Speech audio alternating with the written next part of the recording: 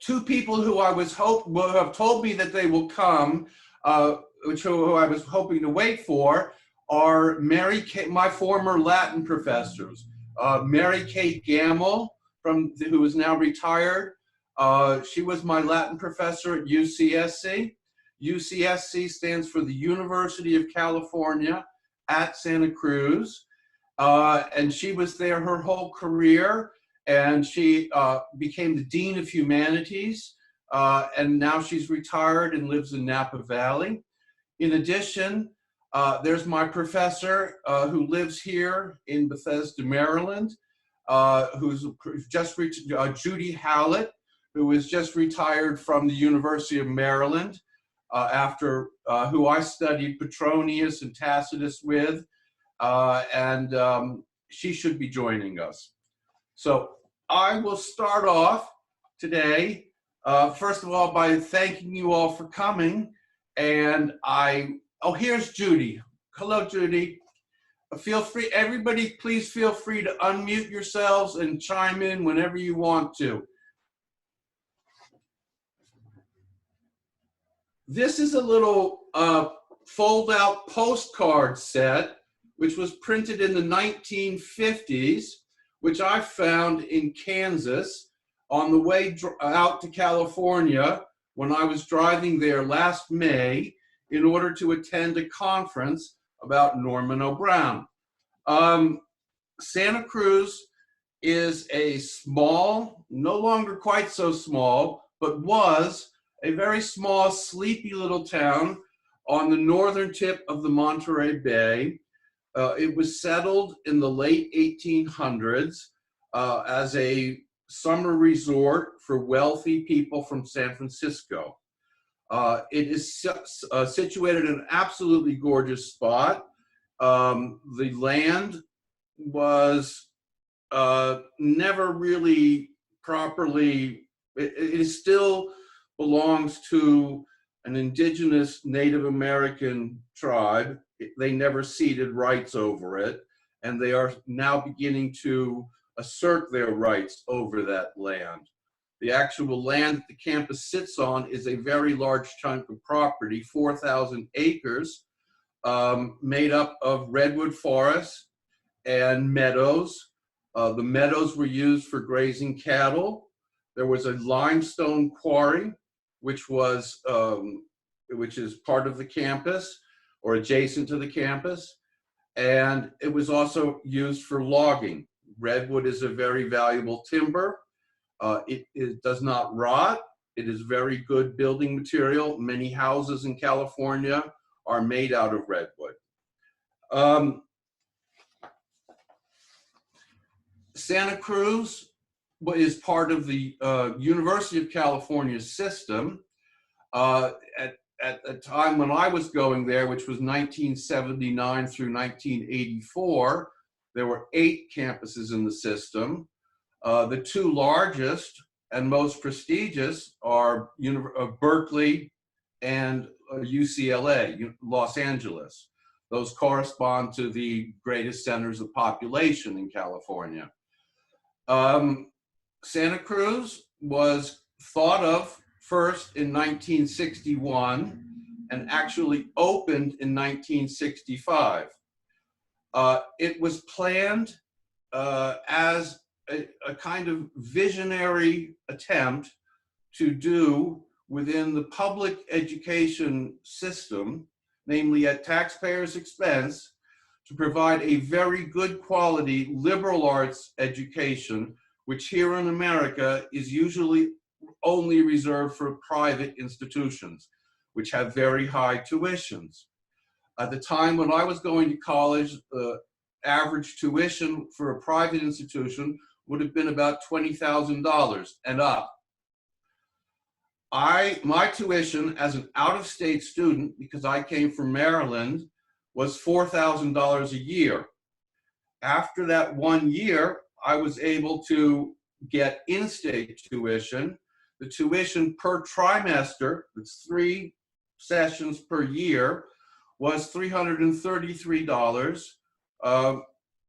per trimester, working out to $1,300 a year. Now that is a very good value to get a top-notch education for $1,300 a year at that time. The current tuition in-state is $14,000. Out of state, it is $40,000. It is no longer, I'm sad to say, as accessible, as affordable as it was when I was going to college. Clark Kerr and Dean McHenry were the two regents of the University of California whose plan it was to set up the new campus. The first year of the college, there was only one college that had been built. The students were living in trailers on the field, on an open meadow. The dorms hadn't been finished yet. By the time there was many of the professors they were all top-notch people. It was predominantly male. The first photograph of the faculty shows 40 professors, 2 women, and it's in the Cowell courtyard. Cowell is the most traditional of the campuses, of the colleges there, and that's the one that I did very well to choose as my college. It was the center of the classics department. Literature was over at Kresge, but then there was a lot of literature at Cowell as well. The Italian and French departments were there. Robert Durling, the great Dante scholar, he had retired, but he still had offices there. Originally, the plan was very much modeled on that of Cambridge and Oxford.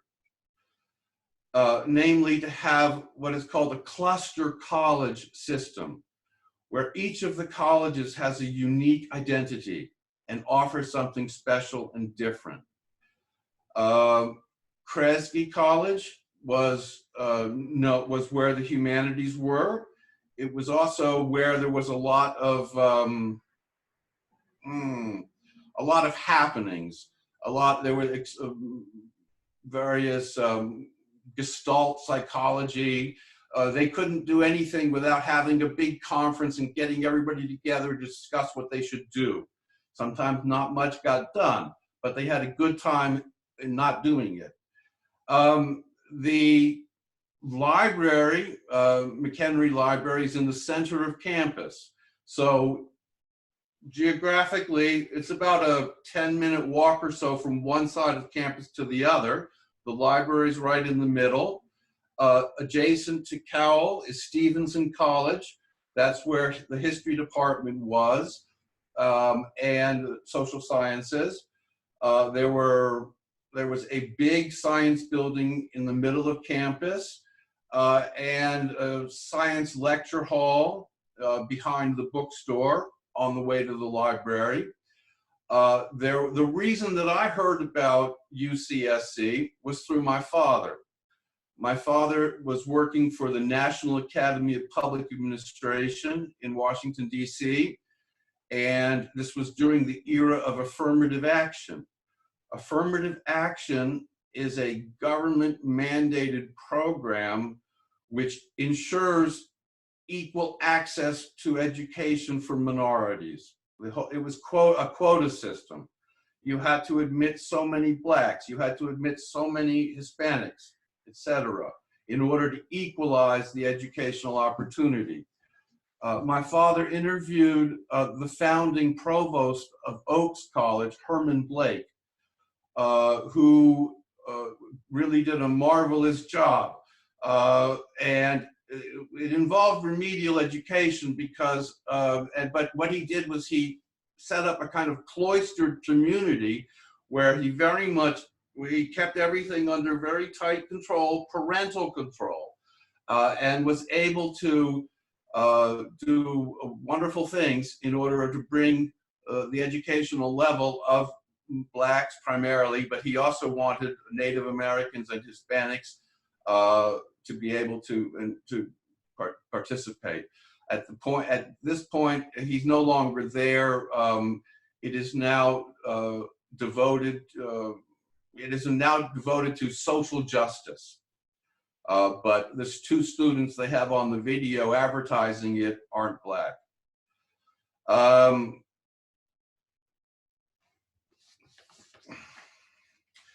wanted to mention a wonderful 2-volume set has just been about the history of UCSC. It's just been published.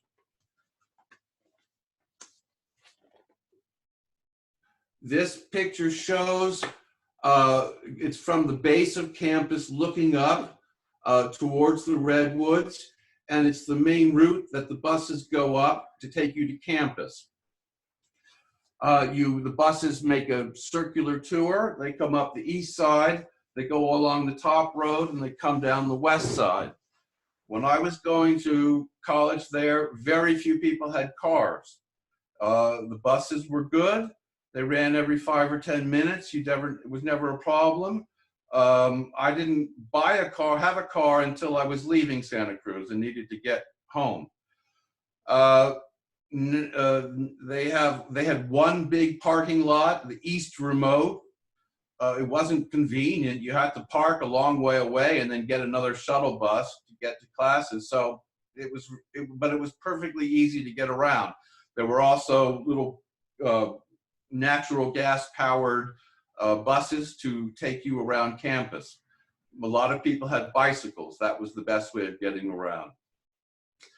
Now they've just recently built a new parking structure on campus. It is, well, if you have to build a parking garage, it's a fairly nice parking garage. However, parking garages in redwood forests don't go well hand in hand together. And another thing I wanted to share with you is this little book, which Jim Clifford, who was the 2nd professor at the History of Consciousness program.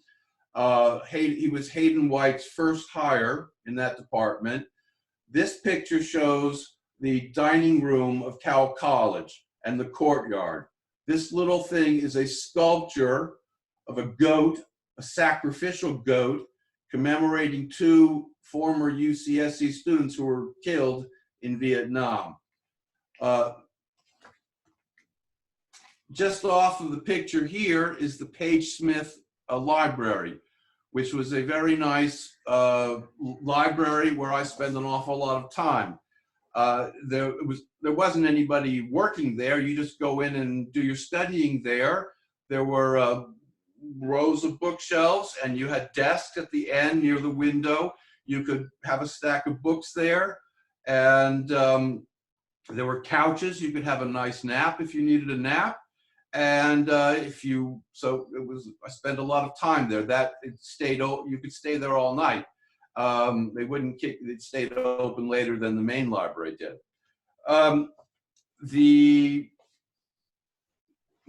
I went back there in 2007 because my mentor, Norman O'Brown, had died in 2001. His books and papers were taken and formed into an archive, which was held at special collections. It took a few years for them to catalog everything and actually open the archive. That didn't happen until 2007, which is why I went back. At that point, they were renovating the library. All of the material that I was wanting to use was in a storage facility 30 miles away over the mountains in San Jose. It was quite a nuisance. It took 2 or 3 days to get something. They're in archival boxes. You order a box, you wait for 2 or 3 days for them to bring it. So it was slow going. Along on the same theme of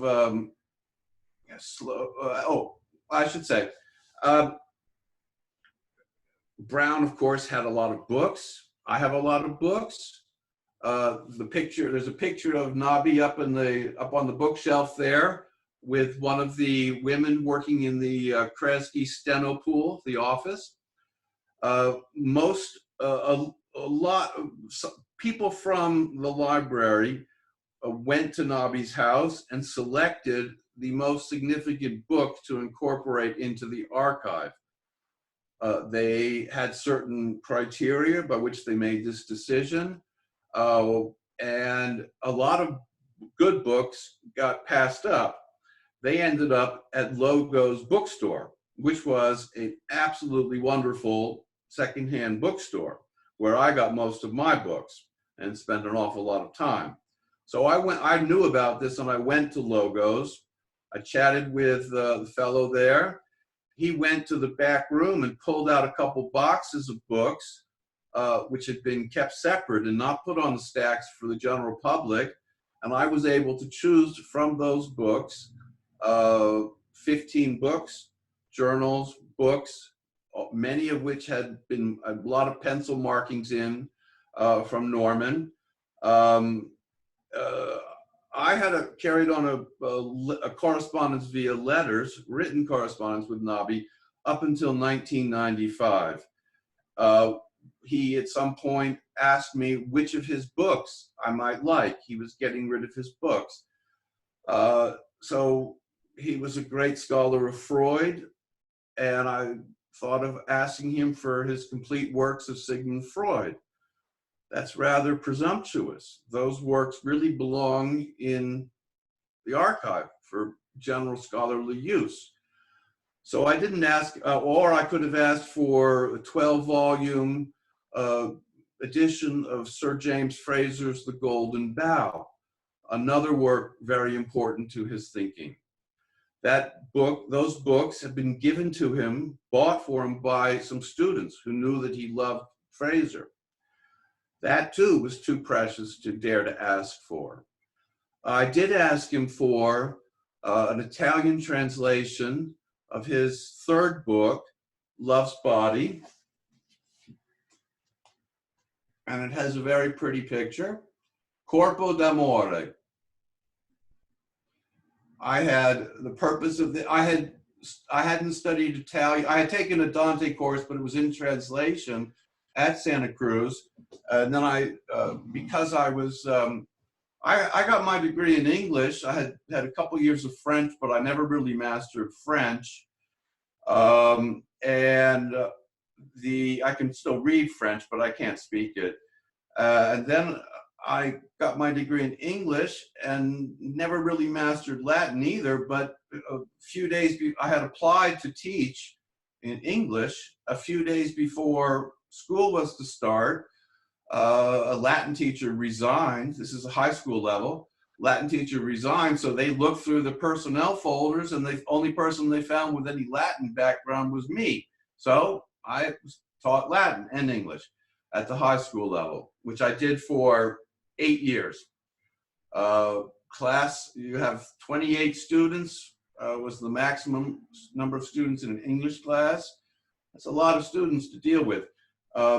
After 5 years, it was getting to be a bit much, and I cut back to part-time. I spent another 3 years teaching, and then I quit. I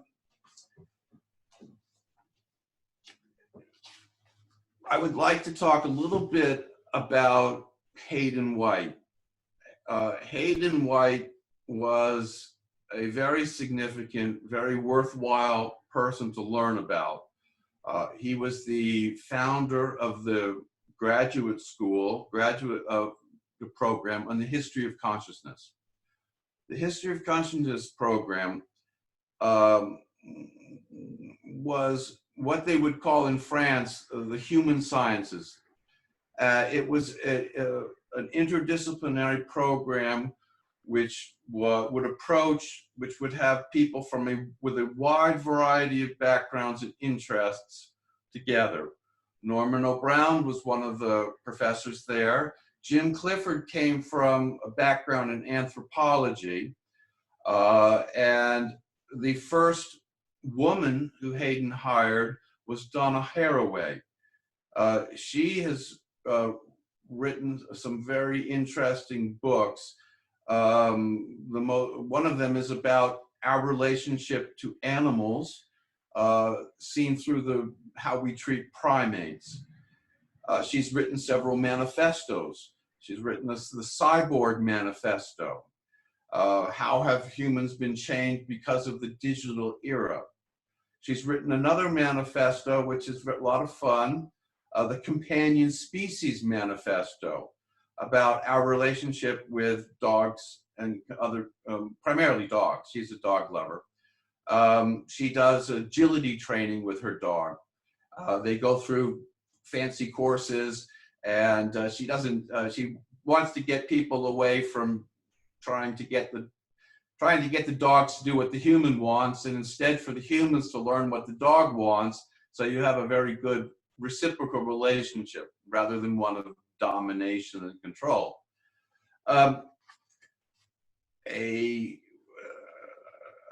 One of the books, Hayden, I was in my last year of undergraduate, and I asked Hayden if I could take his introductory seminar. I was the only undergraduate he allowed in the class. The first, one of the books, it was an introduction to critical theory. One of the little books we read was Nietzsche's The Use and Abuse of History, which I'd like to read from the preface to. I hate everything that merely instructs me without increasing or directly quickening my activity. That's in quotes. These words of Goethe, like a sincere ceterum censeo, may well stand at the head of my thoughts on the worth and the worthlessness of history.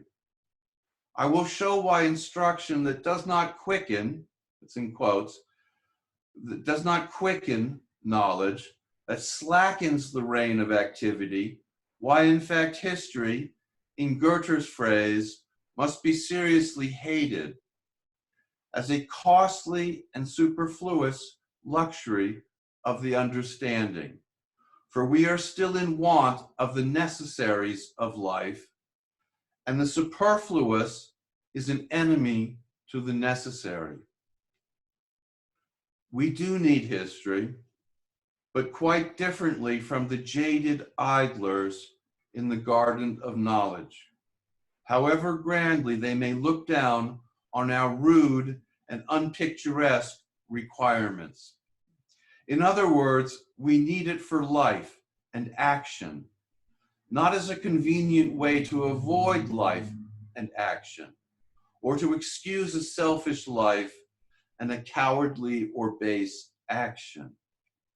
We would serve history only so far as it serves life, but to value its study beyond a certain point mutilates and degrades life. So, in 2007, I met with Hayden, and we met at a very nice park right down by East Cliff, by the ocean, and I had a little portable digital recorder with me. I asked him if I could record our conversation. We were going to talk about the History of Consciousness program, what it was like at the moment, and also reminisce about Norman O'Brown. I made a casual reference to, in asking his permission to make the recording, I made a casual reference to the phrase oral history. And he corrected me. He said, no, oral archive. Namely, it was important for him to maintain a distinction between words, discourse, and history, which is written. Words, just because don't become history until they're written down. Recordings aren't really history either. They're part of an archive that can later be contextualized and written down in order to become part of history. What makes the book, the Seeds of Something Different, so successful and so great a book is that the three co-editors of that book. You can't call them authors. They're not. They're co-editors. They have worked from an absolute massive amount of material. Irene Reddy started the Regional History Project in 1965. It was part of special collections, and she had the foresight to start collecting documents, official documents from the campus, photographs. Ansel Adams was the official photographer for the campus. And then recordings, digital audio tapes, cassettes, reel-to-reel tapes, later digital recordings, and then they were Cameron Vanderskoff is a young fellow in his 30s who went to UCSC, and he must have gotten a degree in this because he's done an awful lot of these interviews with all of the founding professors, Jasper Rose, John Dezikis, Hayden, Nobby. There's no interview with Nobby, but there's a lot of wonderful material for further exploration that Cameron is mostly responsible for. He's now lives in New York, and he's associated with the oral history program at Columbia. Anyway, this is not a simple transcript of a person talking to another person. What they have done is they have taken these different transcripts and they have very skillfully put them together so that they are talking, they're roughly chronological, it's also thematic, so that these different disparate voices are talking about the same subject. And in this way, you get a good sense of the kind of conflicts and the diverse opinions that went into the university. Every single chancellor of the institution has come from the hard sciences, has been a natural scientist. It was set up to be a humanities school, but all the chancellors were scientists. One was an astrophysicist, associated with the Lick Observatory. There's a very good astrophysics department at Santa Cruz. There's a very good marine biology program there. But when I speak about it as a liberal arts college, namely a college of humanities. But there was always pressure on it, pressure there to turn it into something more like Berkeley, namely a research institution, where vast amounts of money are spent doing scientific research from government grants. And those people doing research are not doing much teaching. They're doing research. That's what brings in the money. That's where the bacon, that's where the bread is buttered. The professors who first came, the vision of Santa Cruz was that it should be a teaching college. Namely, the professors would not be writing books. My freshman humanities seminar was with Norman O'Brown. Now that's something, he had written a very famous book in 1959 called Life Against Death, the psychoanalytical meaning of history. This book had catapulted him to fame. Lionel Trilling, who was one of the most prominent literary critics in America in New York, liked the book. Norman O'Brown became famous. He didn't really want, he'd come from Oxford University, Balliol College, where Isaiah Berlin was his mentor. He took double firsts, which is as good as you can do, in the mods, the moderns, and the classics. He taught at Wesleyan University. When he was at Wesleyan was when he was working on Life Against Death. In 1960, he gave a commencement speech for the Phi Beta Kappa Honor Society at Columbia University. The title of that is Mystery, the Place of Mystery in the Life of the Mind.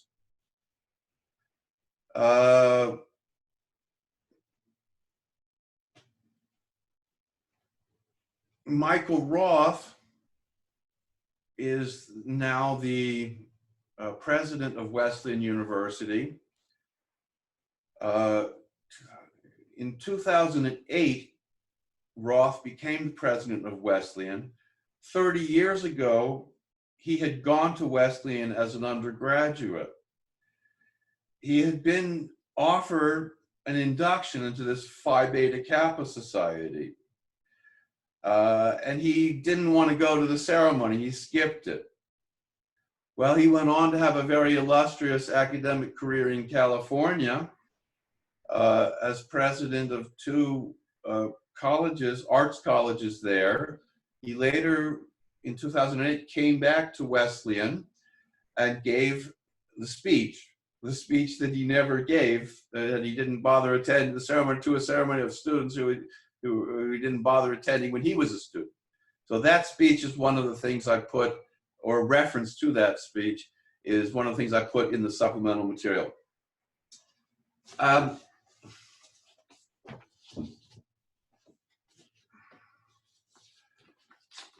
It's when I think back about Santa Cruz, it's kind of hard for me not to see it as some kind of a fall from grace.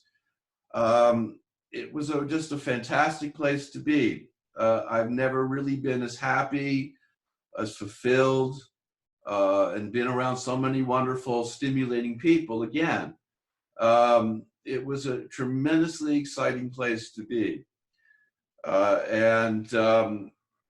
The professors were extremely friendly. John Dezikis and his wife Anne would open up their house on Thursday afternoons to invite you over for snacks and drinks before college night. College night was a sit-down proper dinner held every week, and it was quite formal. There were servers. You would have food served at your table. Normally you eat cafeteria style with trays, but this was formal. There were proper tablecloths, etc. And then afterwards there would be something, some music, a small scene from a play, a talk, some entertainment for that night. That's one of the wonderful traditions which is slipping away. They still have it, but only once a month. Jasper Rose, a marvelously, gloriously eccentric English fellow who taught art history. He was the provost of Kell College, who Page Smith had brought over. Jasper Rose, his classes were incredibly popular. They were held in the largest auditorium on campus, which was a science lecture hall, designed for biology and chemistry classes.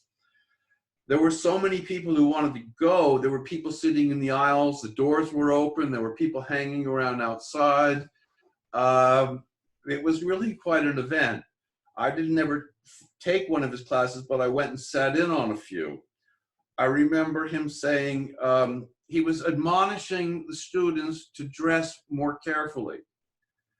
In Santa Cruz, people dress very casually. Some people were barefoot. People wear sandals. It's very low key. Jasper wanted to bring a sense of decorum to students. So he would say, you children, you really must dress up for one another. Just because God is dead, does that mean there shall be no more Sunday finest? Jasper would lecture in his academic robes from Oxford. He would also wear suits with flowers in the lapel. Sometimes there would be different flowers at different times of the day. And it was just to make you notice what his flowers were. So then you would take a few petals off. He was a very, very wonderful man.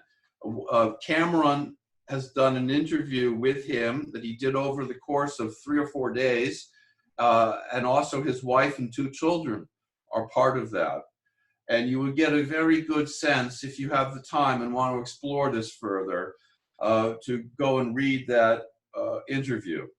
The reason why Jasper was asked to come to America was because of a book he had written. Camford Observed, an investigation of the ancient English universities in the modern world. Now, Camford is a playful inversion of Oxbridge. Oxford and Cambridge get shortened in English common diction, speech to Oxbridge, namely to refer to the 2 most prestigious English universities. Jasper inverted that to Camford. This is a book, a wonderful book, because all of the issues that it deals with are still very valid. Nothing's really changed about the role, what the function of education is in society. Is it a place to go to meet other people, where a cloistered place where you can network and meet your future boss, or make some connections so you can get a job? What exactly is it there for? Jasper talks about the different classes of people, the different types of people who one finds at a place like Oxford or Cambridge. Of course, if you misbehave, you get rusticated. Namely, you get sent home to your country manor house. Rusticated means sent to the countryside. Some very notable people have been rusticated. If you want a shorthand to the best poets and the people who disagreed with the religious authorities, who engaged in heterodox thinking, just look at the list of people who have been rusticated from Cambridge and Oxford. How are we doing on time? 20 minutes.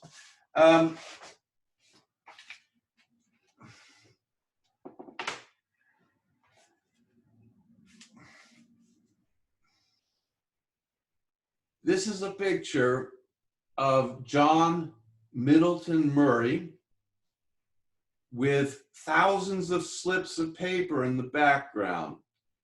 He was the editor of the Oxford English Dictionary, the most important reference work for the English language. This took 30 years for a whole team of scholars, of assistants to do. Nowadays we have Google, and people, there's kind of a feeling that one doesn't really need to learn anything by heart because one can always Google it. Well, in Greece and Rome, written books, which weren't books, they were scrolls, papyrus scrolls, were very scarce. Only the wealthiest people had them. Most of the students had a little tablet, a wax tablet with a stylus, a wooden stick, which you could make impressions on the tablet. You only had 1 page. If anything was important, you had to commit it to memory. You had to memorize it. To learn something was to memorize it. I took this seriously. I took this approach seriously. Norman O'Brien, towards his later years of teaching, he was always threatening to retire, and then he would come back to teach 1 more course. He taught a course on Ovid's Metamorphoses. I learned Ovid in order to be able to further study with him. He was teaching a course on Ovid's Metamorphoses. There were 15 people in the class. Only 4 or 5 actually were Latinists, namely had the year or 2 years of Latin language instruction. The other people in the class were people like myself, who this was their first Latin class. Well, how in the world can you teach a class like that where you have people of such disparate ability levels?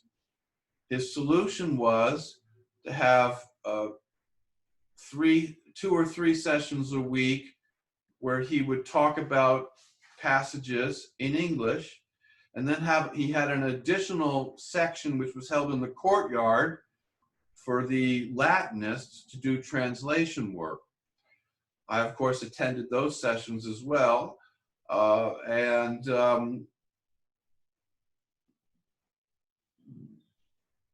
Nabi wrote some very wonderful poetic criticism of Ovid. Ovid was very important for him. His dog was named Daphne, a Labrador, and he tried to write a book about the whole of his view of Ovid's Metamorphosis was that all of Western literature is a footnote to Ovid. Ovid was so influential in painting and poetry that Nabi saw Ovid as the source of all of it. He wrote about Actaeon. He wrote another one about the theme of metamorphosis. His last book was a collection of essays that he had written over a 30-year period of time, and it was called Apocalypse and/or Metamorphosis. He begins that book with a quotation from the Bible. Be ye not conformed to this world, be nonconformists, and transform yourself by the perpetual metamorphosis, the changing of your mind. He had been involved in politics. He had worked for the Office of Strategic Services during the Second World War. That is the precursor to the CIA, the Central Intelligence Agency. His other people who were there with him in this very elite part of it were Herbert Marcuse and Karl Schorsky. Schorsky and Marcuse were the Germanists. Brown was in charge of French. And he remained lifelong friends with Karl Schorsky, whose specialty was fin de siècle Vienna, the very fertile period in Viennese history, Austrian history, in the late 1890s, early 1900s, where you have the secessionists, Gustav Klimt, and that was Schorsky's field. Marcuse taught at San Diego. Marcuse and Brown had a running debate about political matters. Marcuse had written a critique of Nabi's third book, Love's Body, which was published in 1973. And Marcuse accused Brown of mystification of political reality. Brown had given up the fight for justice. He was no longer a Marxist. He was no longer a radical. He had gone off the deep end into poetry and symbolism, an exploration of symbols. He wasn't dealing with politics anymore. Now, Nabi thought that was the best thing that was ever written about him. The second best thing, he said, was a talk that John Dezekis gave in the Cowell College Library. And Nabi knew that John was going to be giving this talk Nabi said he couldn't possibly come. It would be far too awkward.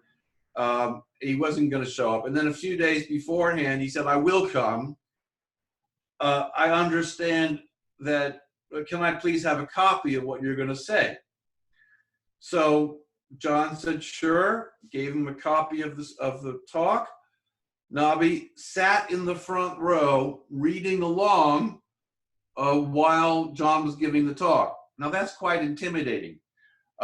Later, he said he very much liked it and helped John get it published in a small journal that he was involved with. John was dealing with the idea of exile. Nabi had come from England. He was in exile from England. He had come to the East Coast. He was many of the great European intellectuals after the Second World War came to America. In the 50s was a time of great prosperity in America. All of the fascists who weren't killed at Nuremberg were rehabilitated and sent to work at Los Alamos and for NASA, building America's space program and nuclear bombs. There was a great influx of European intellectuals from Europe. I think I'm going to stop here and open it up for a general discussion. If there's anything that people would like to say about some of the things that I've raised, the topics that I've raised today, I'd like to say hello to folks.